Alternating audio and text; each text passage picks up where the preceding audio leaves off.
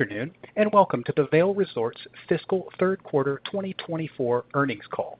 Today's conference is being recorded. Currently, all callers have been placed in a listen-only mode, and following management's prepared remarks, the call will be opened up for your questions. If you would like to ask a question at that time, please press star 1 on your telephone keypad. If you need to remove yourself from the queue, press star 2. To get as many questions as time permits, we ask that you please limit yourself to one question and one follow-up. At any time, should you need operator assistance, press star 0. I will now turn the call over to Kirsten Lynch, Chief Executive Officer of Vail Resorts. You may begin. Thank you. Good afternoon, everyone. Welcome to our fiscal 2024 third quarter earnings conference call. Joining me on the call this afternoon is Angela Korch, our Chief Financial Officer. Before we begin, let me remind you that some information provided during this call may include forward-looking statements that are based on certain assumptions and are subject to a number of risks and uncertainties as described in our SEC filings, and actual future results may vary materially. Forward-looking statements in our press release issued this afternoon, along with our remarks on this call, are made as of today, June 6, 2024, and we undertake no duty to update them as actual events unfold.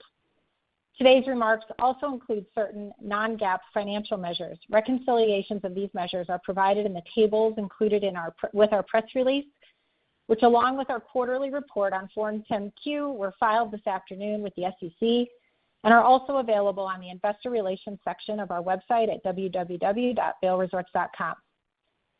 Let's turn now to our fiscal 2024 third quarter results. Given the unfavorable conditions across our North American resorts for a large portion of the 2023-2024 North American ski season, we are pleased to see improved results in March and April, with visitation across our Western North American resorts in particular benefiting from improved conditions. While past product visitation returned as expected, as we communicated in April, lift ticket visitation did not return to typical historical guest behavior for the spring, primarily at Whistler Blackcomb, which was down significantly relative to the prior year period. Despite these challenges, the company grew resort net revenue and resort reported EBITDA to record levels in the third quarter, supported by the stability created from our advanced commitment strategy, operations executional excellence, and continued strong growth in ancillary spending per skier visit across our ski school, dining, and rental businesses at our resorts. Our results through the 2023-2024 North American ski season highlight both the stability provided by our Season Pass program and the investments we have made in our resorts and employees. The winter season included significant weather-related challenges, with approximately 28% lower snowfall for the full winter season across our Western North American resorts compared to the same period in the prior year, and limited natural snow and variable temperatures at our Eastern U.S. resorts, which comprise our Midwest, Mid-Atlantic, and Northeast resorts. For the 2023-2024 North American and European ski season, total skier visits declined 7.7% as compared to the prior year period, which we believe was driven by a combination of unfavorable conditions and broader industry normalization post-COVID, following record visitation in the U.S. during the 2022-2023 ski season. Skier visitation from lift ticket guests, which is refundable and not committed in advance of the season, was particularly impacted, declining 17% compared to the prior year period. Despite the decline in visitation, ancillary spending was strong across our ski school, dining, and rental businesses at our resorts. Resort net revenue for the second and third quarter combined period increased 1%, and resort reported EBITDA increased 6% over the prior year, supported by our advanced commitment strategy, strong growth in guest ancillary spending per visit, and continued cost discipline. Now I would like to turn the call over to Angela to further 2024 outlook. Thanks, Kirsten, and good afternoon, everyone. As Kirsten mentioned, we were pleased to see improved results in March and April. Net income attributable to Vail Resorts was $362 million, or $9.54 per diluted share for the third quarter of fiscal 2024, compared to net income attributable to Vail Resorts of $325 million, or $8.18 per diluted share in the prior year. Net income for the third quarter of fiscal 2024 includes approximately $37 million of pre-tax expense associated with the change in the estimated fair value of the contingent consideration liability related to our Park City Resort lease, compared to approximately $46 million of pre-tax expense in the third quarter of the prior year. Additionally, net income for the third quarter of fiscal 2024 and fiscal 2023 includes the after-tax effect of acquisition and integration-related expenses of approximately $1 million and $100,000, respectively. Now turning to our outlook for fiscal 2024. While late season results improved, we now expect resort reported EBITDA to be between $833 million and $851 million on a comparable basis with our prior guidance issued March 11, 2024, which included $4 million of acquisition-related expenses specific to Crans-Montana, but excluded the closing costs, operating results, and integration expenses associated with Crans-Montana. The reduction relative to the guidance provided on March 11, 2024, is primarily from lift ticket visitation not returning to typical historical spring behavior as expected in March and April period, primarily at Whistler Blackcomb, along with lowered expectations for the fourth quarter of $9 million, primarily related to the demand outlook for our Australian resorts. In addition, with the closing of the acquisition, we now expect Crans-Montana to contribute negative $12 million of resort reported EBITDA for fiscal 2024, including negative $9 million from the acquisition, closing, and integration expenses, and negative $3 million from operating results in the fourth quarter. Including the full impact of Crans-Montana, the company now expects net income attributable to Vail Resorts to be between $224 million and $256 million, and resort reported EBITDA to be between $825 million and $843 million. Resort EBITDA margin is expected to be approximately 28.9% at the midpoint of the guidance range, and excluding the impact of Crans-Montana, resort EBITDA margin would be 29.2% in fiscal 2024 at the midpoint of the guidance range.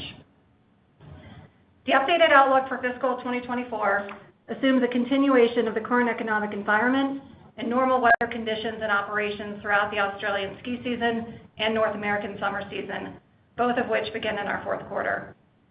The guidance assumes an exchange rate of 73 cents between the Canadian dollar and the US dollar related to the operations of Whistler Blackcomb in Canada, and an exchange rate of 66 cents between the Australian dollar and the US dollar related to the operations of Perisher, Falls Creek, and Hotham in Australia, and an exchange rate of $1.10 between the Swiss franc and US dollar related to the operations of Andermatt-Sedrun and Crans-Montana in Switzerland.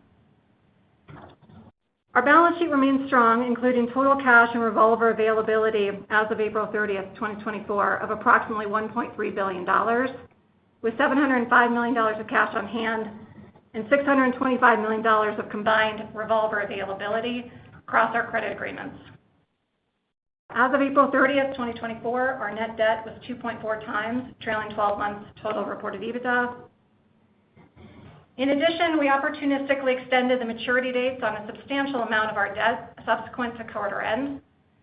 On May 8, 2024, the company completed an offering of $600 million aggregate principal amount of 6.5% senior notes due 2032. We used the net proceeds from these notes to fund the redemption of the entire amount of $600 million, the 6.25% senior notes due 2025, on May 15, 2024.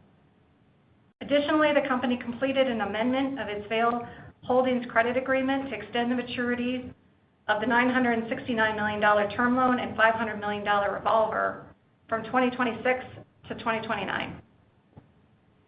The company also repurchased approximately 0.3 million shares at an average price of approximately $217 for a total of $75 million during the quarter. For the 9 months ended April 30, 2024, the company repurchased 0.6 million shares for approximately $125 million. We have approximately 0.8 million shares remaining under our authorization for share repurchases and remain focused on returning capital to shareholders while always prioritizing the long-term value of our shares. Additionally, the company declared a quarterly cash dividend on Vail Resorts common stock of $2.22 per share. The dividend will be payable on July 10th, 2024, to shareholders of record as of June 25th, 2024. We will continue to be disciplined stewards of our capital and remain committed to prioritizing investments in our guest and employee experience, high-return capital projects, strategic acquisition opportunities, and returning capital to our shareholders through our quarterly dividend and share repurchase program. As previously announced on May 2nd, 2024, the company closed on the purchase of its second European resort, Crans-Montana, for a purchase price of 97.2 million Swiss francs, or $106.8 million, after adjustments for certain agreed-upon items, including a 4 million Swiss franc reduction in the purchase price to account for the timing of closing after the winter season. The company acquired an 84% ownership stake in the entity that controls and operates all the resort's lifts and supporting mountain operations, including 4 retail and rental locations.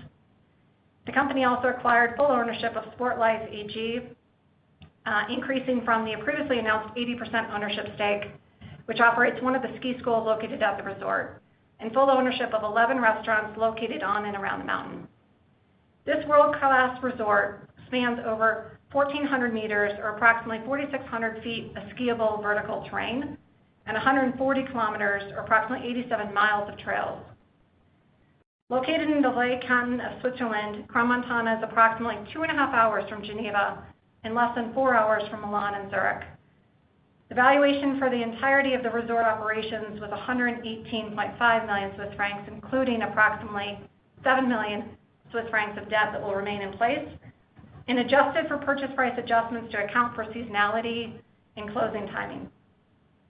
Vail Resorts anticipates that the resort will generate approximately 5 million Swiss francs of resort reported EBITDA in the fiscal year ending July 31st, 2025, the first full year of operations under the company's ownership.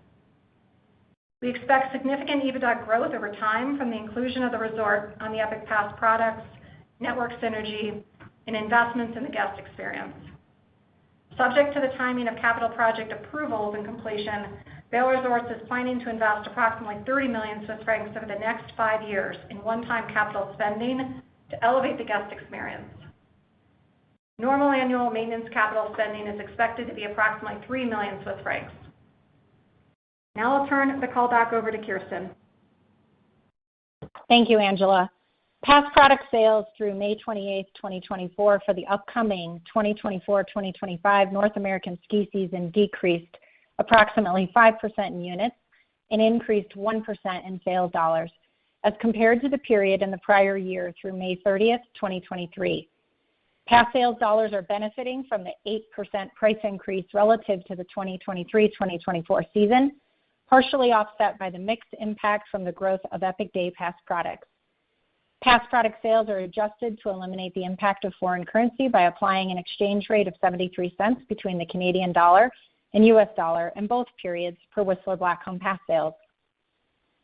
Pass product sales for this past season, the 2023-2024 North American ski season, had grown 62% in units and 43% in sales dollars over the past 3 years. Pass product pricing has increased 25% from spring 2021 to spring 2024. We believe the spring pass sales results for guests committing for winter 2024-2025 were impacted by the industry decline in visitation following a record 2022-2023 U.S. ski season. The decline in units relative to the prior year season-to-date results was primarily driven by a decline in new pass holders. The primary source of new pass holders in the spring are lift ticket guests that visited in the prior winter season. This past season, lift ticket visitation declined due to weather and did not fully return to typical behavior after conditions improved, creating a smaller audience as the primary source of new pass holders in the spring. For renewing pass holders, the company achieved strong unit growth among the company's most loyal tenured renewing pass holders, guests who have had a pass for 3 years or more. Spring renewals for lower tenured pass holders, including first-time and second-year pass holders, demonstrated lower renewal rates in the spring, which may reflect delayed decision-making to the fall. Overall, renewing pass holder product net migration was positive, and Epic Day Pass product experienced modest unit growth driven by the strength in renewing pass holders. The majority of our pass selling season is ahead of us, and we believe the full-year pass unit and sales dollar trends will be relatively stable as compared to the spring results. We will provide more information about our pass sales results in our September 2024 earnings release. Epic Australia Pass sales end on June 12, 2024, and are down approximately 22% in units through May 29, 2024, which we believe is primarily a result of the historically poor conditions during the 2023 ski season in Australia. The Epic Australia Pass has grown 43% in units over the past 3 years. Our commitment to reinvesting in our resorts and the guest experience remains one of our highest priorities. As previously announced, we expect our capital plan for calendar year 2024 to be approximately $189 million to $194 million, excluding $13 million of incremental capital investments in premium fleet and fulfillment infrastructure to support the official launch of My Epic Gear for the 2024-2025 winter season at 12 destination and regional resorts across North America, $11 million of growth capital investments at Andermatt-Sedrun, $1 million of reimbursable capital, and investments at Crans-Montana, which we expect will include $3 million of maintenance capital expenditures and $2 million associated with integration activities. Including My Epic Gear, premium fleet, fulfillment infrastructure capital, one-time investments, and investments at Crans-Montana, our total capital plan for calendar year 2024 is now expected to be approximately $219 million to $224 million. In closing, we greatly appreciate the loyalty of our guests that visited across all of our mountain resorts this past season and the continued loyalty of our pass holders that have already committed to next season. With the North American and European ski season coming to an end, I would like to especially thank our frontline employees for their passion and dedication to delivering an experience of a lifetime to our guests. Our employees are the core of Vail Resorts' mission to create an experience of a lifetime, and we are all looking forward to the ski and ride season at our 3 mountain resorts in Australia. At this time, Angela and I will be happy to answer your questions. Operator, we are ready for questions. Thank you. At this time, if you wish to ask a question, please press star 1 on your telephone keypad. You may remove yourself from the queue by pressing star 2. Again, please limit yourself to 1 question and 1 follow-up. And we'll take our first question from Shaun Kelley with Bank of America. Hi, good morning, everyone, or good evening, everyone. Thank you for taking my question. Kirsten, Angela, just wondering if we could, dig a little deeper on some of the past behavior that you saw. Specifically wondering if you could just give us a little bit of insight on, what feedback are you hearing from the guests that are in that kind of new pass holder cohort and in the sort of, that I guess younger cohort that didn't renew this period? Because historically, you've done pretty well on pulling forward and incentivizing activity earlier in this pass sales season. So we're getting some concerns that, whatever trend you're seeing now could actually deteriorate a little bit. So maybe some behavior could give us some sense as to why maybe they waited a little bit. Just what are you hearing back from, maybe some feedback from people as you dug into the behavior that you saw in the early past period here? Yeah, thank you, Shaun. I think what we see with our renewing pass holders is, different behavior depending on their tenure. Very pleased to see that our most loyal and tenured renewing pass holders, those that are 3 years or more, had strong unit growth. When we look at the renewals for those lower tenured pass holders, first-time pass holders or second-year pass holders, as I mentioned, they did demonstrate lower renewal rates. This particular audience, we tend to see can be impacted by conditions in their decision-making and the timing of when they renew, because they had been in many cases, accustomed to making their decision about their ski vacations closer to the season. When we look at this group, we tend to see that there is still a strong volume of them that make decisions in the fall. The guest experience scores that we have among this audience are quite strong, so I can't tell you with certainty what decision-making they're going to have. What I would say is that it is possible that there is a delayed decision-making because we have seen that behavior with this audience in the past. That's helpful, and thank you for the extra color there. And then my follow-up would just be, you mentioned in the release a little bit around, post-COVID normalization, right? And so a lot of the activity here feels like it was connected to, especially with the new pass holders, was, around visitation. You didn't have that base of customers to sell to, and obviously a lot of that traces back to weather. But the post-COVID normalization piece is a different factor. So could you just elaborate on what you meant by that? And, kind of, again, there's a lot of cross currents here. So just how do you kind of, separate the two if both of those are factors? Yes, thanks for the question, Sean. We do believe this past season overall that conditions and a post-COVID normalization are both material factors impacting this season. And we can see that when we look at the conditions and the guest behavior when conditions were challenging versus when conditions improved, and where results improved or did not improve, or the behavior was there. And we mentioned this before when it came up in March, that very hard to say if there's a normalization given the season's not over. With the season being over, it's easier for us to look back and be able to see where the behavior recovered and where it did not with conditions, to say that normalization is a component of that. When we look at the impact on spring pass sales, as I mentioned, the single biggest impact on our spring pass sales is new pass holders, and that is driven by lift ticket guests. And that behavior, or that size of that audience, is down significantly, which is impacting then our ability to convert them into new pass holders. I would also highlight, though, in this context, that is not the only source of new pass holders. It is the primary source of new pass holders in the spring, coming off of the season. Conversion from lift ticket guests is the primary source. As we head into fall, though, we also see new pass holders being driven by prospects, as well as lapsed pass holders and lapsed lift ticket guests. But for this spring time period, we do believe that the industry normalization is impacting pass sales because it's impacting the size of that audience.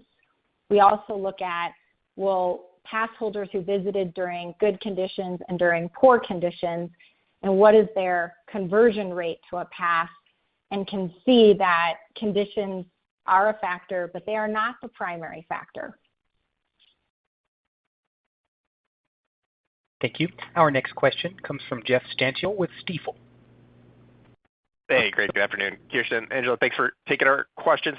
Maybe starting off, I'll just try to ask Sean's first question a slightly different way. So Kirsten, you talked a lot about soft lift ticket demand this past season impacting your conversion from lift to Epic passes during the spring selling season. To me, that seems like more of a spring headwind and going to ease up as the selling season progresses. You also talked about potential for some conversions of less tenured pass holders to accelerate, in the summer and in the fall selling season. So I guess, can you just help us reconcile those two comments with the expectation for trends to remain stable to the levels you just reported through the remainder? In other words, is it fair to conclude you're being a bit conservative with that comment? Just any color there would be helpful. Thanks.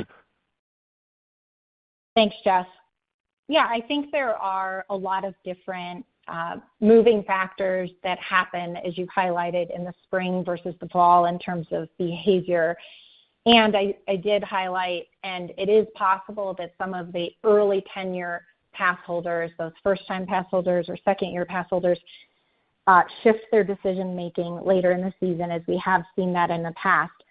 I think it is important for us to highlight that the U.S. ski industry decline of 8%, our decline in visits of 8%, which was consistent with that, does reduce the pool of guests to transition into a pass.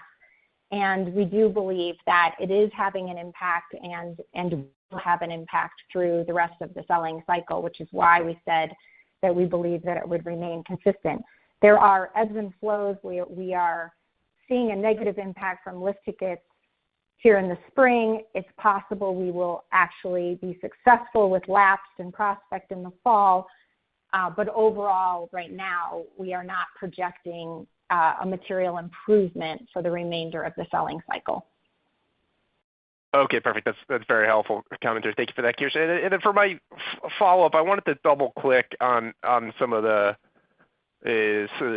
softness in the lift ticket visitation later in the season this year. You called out specifically Whistler Blackcomb as showing the most headwinds here. I guess, could you expand on that a little bit more? Is there anything in terms of nuances to that resort that might explain it? Is it higher fly to traffic? Just anything that sort of explains the nuances that you're seeing with that resort versus more of your U.S. resorts. Yes, when we were looking at conditions, we saw conditions improve in our U.S. Rockies resorts earlier than we did in Whistler Blackcomb. Those results stayed very challenged for longer.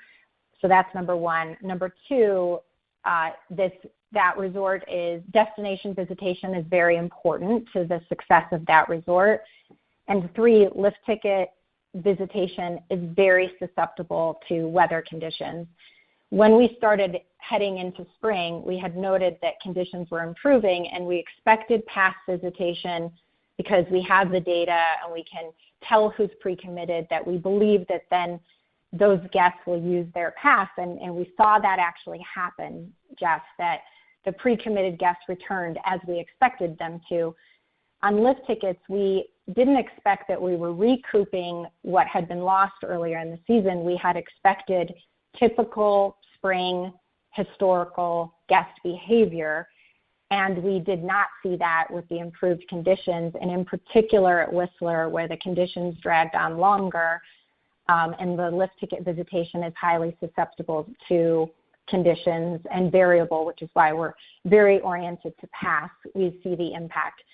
I think, there is also border restrictions that impacted Whistler Blackcomb during that post-COVID era, and could be potentially some normalization impacts happening there as well.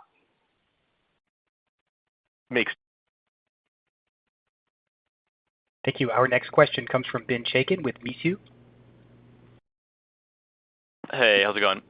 You noted the decline in passes was largely driven by lower new pass holders, with that pool being primarily window ticket guests.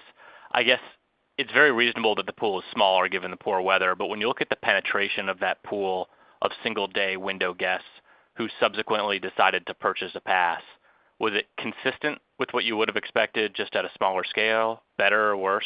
Thanks. I'm sorry, Ben. Can you reframe your question just to make sure I'm understanding exactly what you're asking me? Sure. You were saying that one of the larger reasons of the decrease in the pass was lower new pass owners. Yes. And that the major pool for that was window guests from the previous season. I'm saying it's very reasonable that pool is smaller given the poor weather. But of the people who did purchase, of the window guests who did subsequently purchase a season pass, is the penetration in line with what you would have expected, better or worse? And if that didn't make sense, we can catch up later. No, I got it. So it is both impacts. The biggest and largest impact on our year-over-year pass sales in the spring for new is the size of the audience in the lift ticket guests, that there was a decrease. We do also see an impact in conversion. relative to what we would have expected, but that is not the primary driver. It is the size of the audience that is the primary driver of the decline year over year. Got it. Okay, that's helpful. And then as you think about the evolution of the pass, I would assume there's been a lot of destination customers who are now part of the pass program who were not there 3 or 4 years ago. You mentioned some lower tenure guests who tend to renew closer to the season. Do you think the pass needs to evolve in any way to extend or smooth the seasonality of the pass? In other words, would it make sense to add partnerships, retail or otherwise, that add demand for the pass outside of the core season, in essence, extending the demand and utility of the pass outside of the core season? Just would love your thoughts there. Thanks. Yeah, I think, to the extent that the company could have advanced commitment for the ski season and other experiences or utilization of the pass beyond the ski season, that would be a real benefit to our company. We do provide access to summer experience on the pass, but I'd say we're constantly always looking, Ben, at new ideas and opportunities to make that proposition even more valuable and compelling to our guests. I do think the dynamics between spring and fall have, shifted and changed over time as the composition of our pass holders has changed over time between destination, local decision making. The behavior is different, and whether you're long tenured and very loyal versus you're a newer pass holder coming in. And that has caused shifts between spring and fall decision making.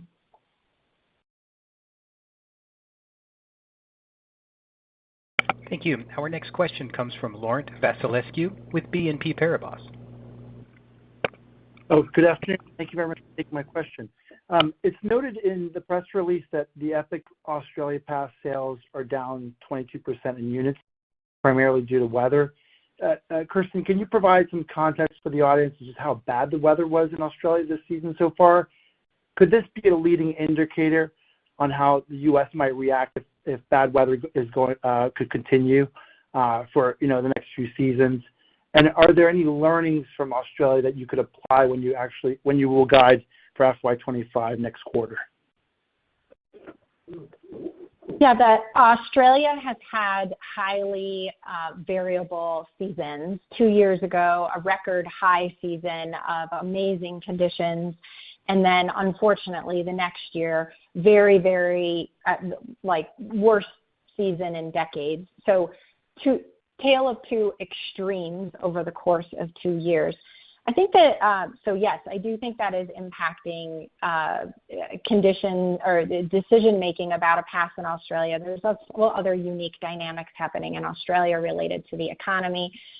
I think the unique factor about our business there versus our North American resorts is, a lot of our Epic Australia pass holders are visiting our local resorts. And what you see in North America is a lot of optionality. And one of the benefits of the pass is, if you live in San Francisco and, conditions are challenging in Tahoe, you have a lot of good options to go to Park City or go to Whistler or go to Colorado. That level of optionality in Australia when there's a poor winter is just more limited. So it's a different, more unique dynamic when it is more oriented to local visitation versus, destination guests are not flying, unfortunately, to Australia to ski at our resorts there. And the options in North America are a little bit more dynamic. They give us a little bit more sort of geographic diversity to help with the stability around that. Very helpful. And in terms of my second question, Kirsten, Angela, your dividend payout ratio is at 100% on a trailing 12-month basis. Can you discuss what's the ideal payout ratio going forward? Or asked another way, how do you prioritize your capital allocation strategy across the different avenues for shareholder returns? Yeah, thanks, Laurent. We do look at, consistently have looked at, right, our priority for capital allocation. And the dividend's been our primary route for that. And, we're not looking at a specific payout ratio per se. We've been looking at where do we see the free cash flow generation of the business, and the underlying fundamentals have allowed us over time, right, to do all of our capital allocation priorities of reinvesting, in our resort experience and the employee experience. We think our balance sheet's in a very strong place to be able to do M&A that, like what we just did with Crans-Montana. But we always look at the return to capital to shareholders, and we've prioritized the dividend, and we've been opportunistic in how we return capital through share repurchase, like we did this quarter. Okay, very helpful. Thank you very much. Thank you. Our next question comes from Megan Alexander with Morgan Stanley. Hi, good afternoon. Thanks so much for taking our questions. Maybe a follow-up just on the lift ticket visitation again. I think you said it was down 17% from that window lift ticket. It's obviously clear weather was a big headwind to that customer, but I'm just curious your thoughts on, whether price is having any impact. And the reason I ask is your largest competitor did recently say something to the tune of, you won't see us taking prices on lift tickets anymore. So just bigger picture, would love to kind of get, your thoughts on your pricing strategy more broadly, and whether you think potentially there could be some room for some changes, maybe something like dynamic pricing. I understand the goal is to push people to the advanced commitment, but at the same time, you're talking about the lift ticket guests being the funnel for that. So I'm just trying to understand how you think about the pricing strategy and the ability to kind of retain and acquire more guests. Thanks, Megan. The source for our new pass holders, as I noted in spring, is primarily the prior season lift ticket guests. But when we look on a full pass selling cycle basis, it is the source of new pass holders comes from lift ticket guests, but it also comes from our lapsed lift ticket guests, our lapsed pass holders, and prospects. And we have, as you know, an extensive database to know those guests and know where they skied, when they skied, how often they skied, to be able to connect with them one-to-one. Related to lift ticket price, our pricing strategy is set very deliberately to move people into advanced commitment, because that is what creates stability for us versus the variable decision-making that comes from a refundable product like a lift ticket. When we have a product line that enables us to have a very strong transition from lift tickets into a pass called Epic Day Pass that allows people to move into 1 through 7 days. And we launched this, I believe it was in FY19, if I'm remembering that correctly. We launched that in order to actually capture those guests that are skiing at a lower frequency and have had enormous success in doing that. As I mentioned during the script, we've grown our pass product sales 62% in units and 43% in sales dollars over the past 3 years, and Epic Day Pass has been a huge portion of that. But the other part of our strategy is that we have a diverse portfolio of resorts, and some of those are local, some of those are regional, and some of those are destination. And when you look at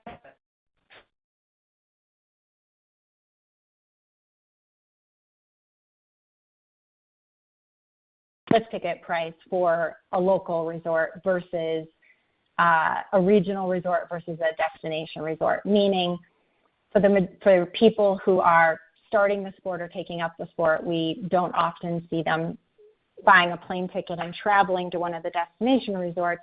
We have a network that allows a lift ticket purchase at a very reasonable price with first-time programs to support them as they start the sport at low prices at those local resorts, and then as they move to regional and destination. So I think right now, the lift ticket decline, what we see in our data when we look at the lift ticket decline is relative to when the conditions were good versus when the conditions were bad. And there is a conditions impact, but there is also an industry normalization impact based on that behavior. I do not at this point believe that the 17% decline is related to the price of lift tickets because we tend to move those people into Epic Day Pass versus it just being direct, I'm leaving the sport. That's really helpful. Appreciate the color.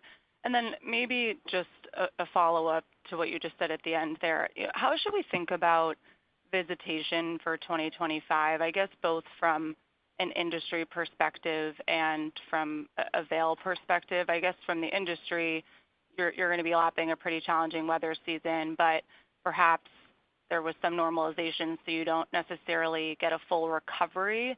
And then from Vail's perspective, at this point, pass units down 5%, you have just less people on the mountain skiing just as a result of that. So I guess just any way to think about how kind of the net of all of these factors should impact next year. Does any one factor kind of have more weight over the others?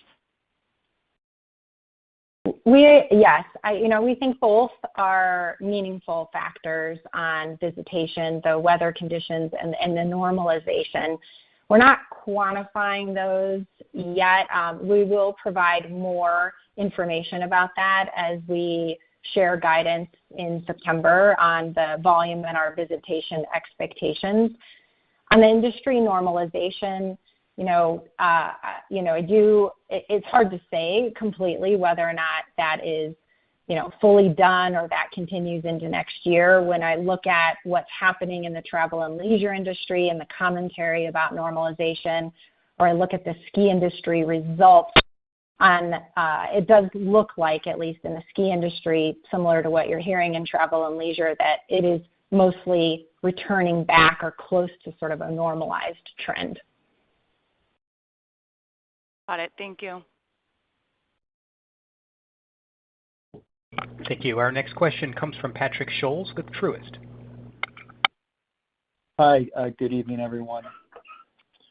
One thing I've been hearing in the industry the last couple weeks is how Icon unit sales at least are tracking up at least mid-single digits year over year. I'm curious as to your opinion, why, what might account for the difference between where you are and they are. Certainly part of that is, they will have a basin. I think Blue and Camelback were added. And then I think Crystal is going back to the unlimited full Icon. Anything else, to think about between the difference between the two? Thank you. Thanks, Patrick. Yeah, I can't really comment on anyone else's past results or Icon's past results since they don't have public disclosures of their results and the drivers. What I can do is share, I think, some context that is always helpful reminder, which is, life cycle of a business or a product and where our business was, in its early days, and the types of guests that we were converting were the high frequency, high committed guests. And now our pass has been in existence for significantly longer than their passes. So I think it would make sense, as you've seen us evolve and launch new products, to go after new addressable markets, not just the high frequency, most committed skiers. We have expanded dramatically the growth of our pass business going into less committed or lower frequency skiers and riders. And for context, if you think about when their pass started versus when ours did, I'd say hard to compare the two because where we are in the stage of the product life cycle is dramatically different, and the types of guests and the products that we offer are dramatically different. But mostly I'd say it's that life stage piece that I think is likely a key difference. Okay. Thank you. And then my follow-up question, also, this one's a bit more of a high-level question. There's certainly debate in the ski community and subsequently with investors regarding what is the better operating strategy to go with? You folks seem to have more of a centralized out of Broomfield, as it relates to mountain operations and HR, whereas your main competitor leaves it up more to the local resort to make decisions. I guess, in your opinion, why is your methodology the superior one? Thank you. Thanks, Patrick. Well, if we're talking about centralized versus decentralized, I think there's something important to clarify about this because I think there's a misunderstanding or a misperception about this. What we have centralized as a company are support functions to our mountain operations. Support functions. That would be things like HR, finance, marketing, procurement, accounting. What's not centralized is operations. Operations decisions are decentralized into the resorts. Our operators are responsible for decisions about terrain, about labor, about safety, about the running of the resorts. That is not centralized for us. And I can't really comment on how that compares to Alterra, but I think it's important to qualify that operations is not centralized for our company. That said, why do I think it's good that we have centralized HR, finance, marketing, those functions? Because we can have better cost efficiency and provide more support and have consistency in the support that we provide. We don't need every mountain resort to have their own procurement team or accounting team or HR or finance team when we can have a team that really is centralized and is providing the support for every one of our mountain resorts in order to enable the success of our mountain operations. So I do think that strategy is very successful. And I also think and believe that having our decision-making in mountain operations reside in the resorts in mountain operations is also the right approach, and I don't anticipate that changing. Thank you. Our next question comes from David Katz with Jefferies. Afternoon, everyone. Thanks for taking my question. I appreciate it.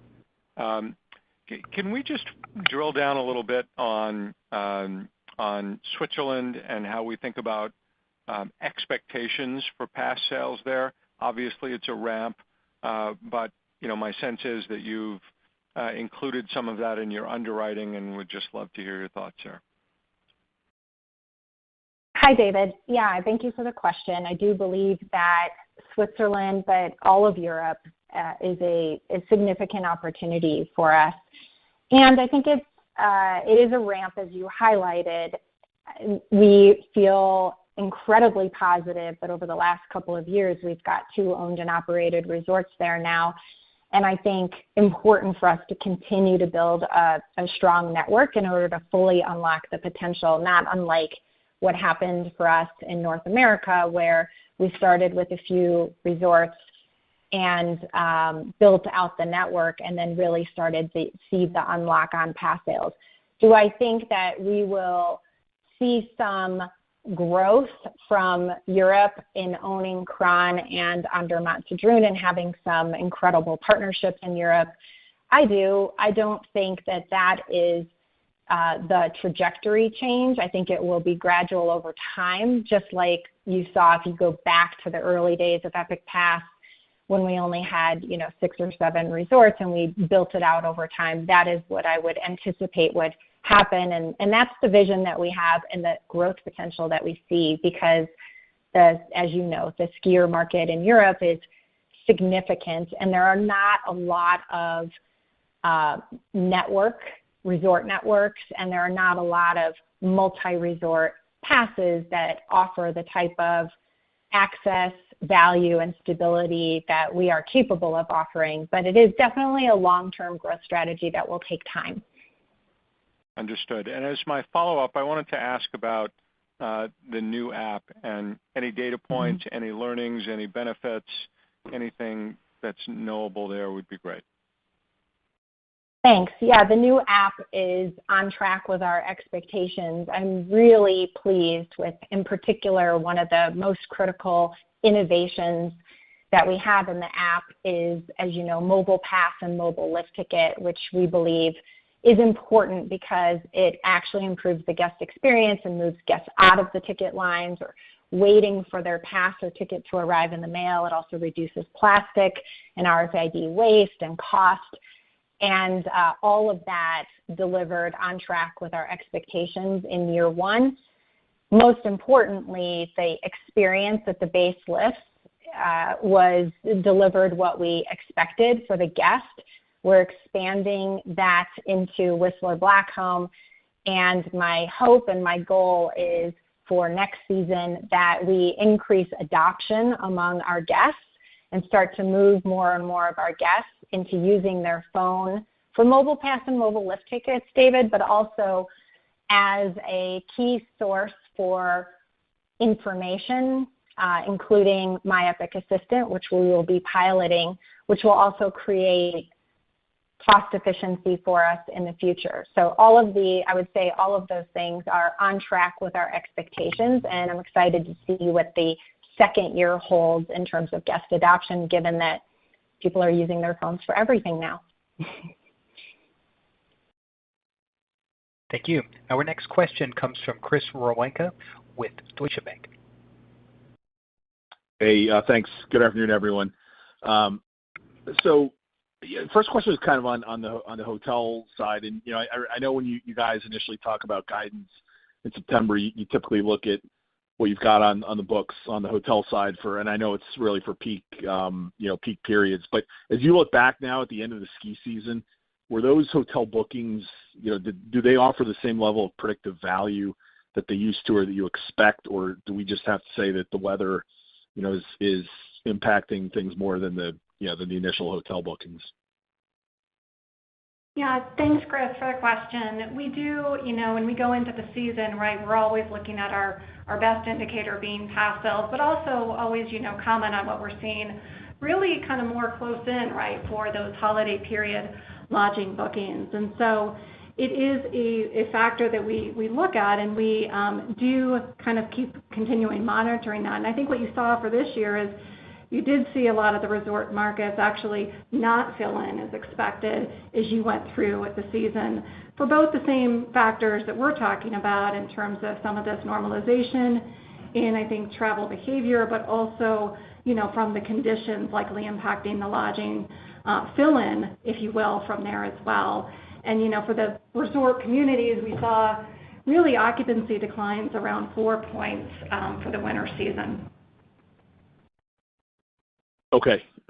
Thanks, Angela. And then follow-up is kind of, as we look out to next year and we think about the Epic Gear launch, right, being more fully available, and take into context your comments about renewal rates and the fact that you're doing better with folks who have been with you for a while. Would that change any of your very preliminary views on what you think about Epic Gear uptake and participation rates, or do you have a lot of confidence in that, given that you're doing well with your renewing pass holders? Thanks.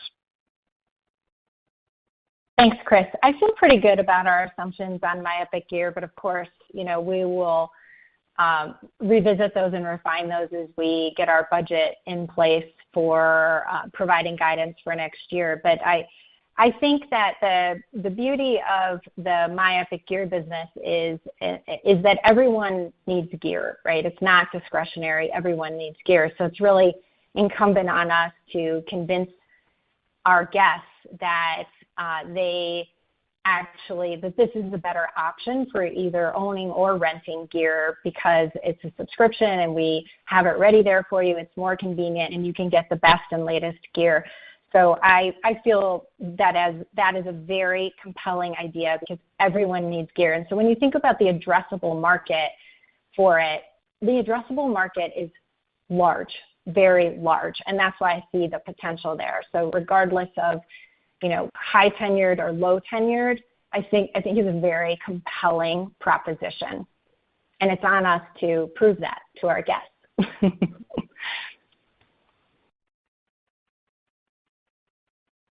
Thank you. Our next question comes from Brandt Montour with Barclays. Hey, good evening, everybody. Thanks for squeezing me in here. So on the COVID normalization comments, Kirsten, and apologies if you already touched on this, but did that? I'm assuming that obviously included sort of a comment on total travel demand, which you definitely alluded to, but does that also include a shift of consumer behavior back to peak travel periods, i.e. weekends and holidays? That was something that was a nice tailwind for you early in COVID. Is that something that it could be is it already a headwind? Is it something that could be a additional headwind, creating more load pressure on your business operations? We did not see that this past season, Brant, that there was a big shift back into, and if you'll recall in the years post-COVID, we really, as we grew pass sales, we saw shifting people into off-peak periods, and we still see the dynamic of strength in those periods versus the peak periods. And, there's some natural limiters on those peak periods anyway, including price of coming during those peak times. I don't really see that, at least I'm not seeing signs of that in our data right now. What I do see is overall, I'd say overall consumer travel behavior has changed and shifted year over year pretty dramatically since COVID, as you've seen. You've heard a lot of travel and leisure companies talking about seeing signs of normalization, and some of them overtly saying off of a peak from last year as a headwind to them. And when I look at the ski industry, the ski industry had peak visitation last year, and when we look at the behavior this past season, lapping that, even when conditions were outstanding, we do believe that the past season, the down 8%, are down 8%, that's consistent with that, but the ski industry, those numbers for this past year look more in line with what you would consider to be more normalized trend, I would say. At least right now, I'm not seeing that being big shifts between peak and off-peak. Okay, that's super helpful. And then another question on the competitive landscape, based on publicly available data from your peer, Alterra. It does look like their initial and sort of mid-season pass prices are widening out versus yours. It's the widest level, I think, since they launched. And I guess I'm curious how you think about that from a strategic positioning standpoint, and if there's any concern that they might be trying to position themselves as a higher tiered product than yours. And the reason I ask is maybe, obviously not every skier is created equal in terms of profitability. And so how do you think about that competitive positioning? I feel good about our competitive positioning based on our guest research and the perceptions that our guests have about Epic Pass, which we monitor very closely. I also feel very good about the growth. We grew a very mature business in Pass, 62% in units and 43% in dollars over the past 3 years to get to over 70% of our visits committed in advance. And that is our strategy and that is our focus. And I think that is likely different for them. They don't have the same goal in mind for a variety of reasons. But for us, it is really important because of the weather impacts to create that stability and move people into a pass. We have a lot of very loyal, long-tenured pass holders. We have acquired a lot of new pass holders, and our goal, it doesn't change to keep doing that. Related to pass, we know that pass is price sensitive, and the decision-making between a lift ticket and purchasing a pass, that we have a lot of data on what the price sensitivity is to move them over what you've seen us do since the price reset is take price up, and Epic Pass price is up about 25% since we did that pass reset, and we will keep doing that, but we are always monitoring what that price elasticity is because the goal is not to move people out of pass and back into lift tickets, because that creates a highly variable business dynamic for us when we need that revenue stability in a high fixed cost business to deliver the results that you saw this year. 28% less snowfall for the winter and visits down 8%, but still having revenue be able to be up 1% and EBITDA up 6%. So yes, we obviously pay attention to what they're doing, but I think our business strategies and goals are different than what they're trying to accomplish. Thank you. And this concludes the Q&A portion of today's call. I would now like to turn the call back over to Kirsten Lynch for closing remarks. Thank you, operator. This concludes our fiscal 2024 third quarter earnings call. Thanks to everyone who joined us today. Please feel free to contact me or Angela directly should you have any further questions. Thank you for your time this afternoon. Goodbye. This concludes today's Vail Resorts fiscal third quarter 2024 earnings call and webcast. You may disconnect your lines at any time and have a wonderful day.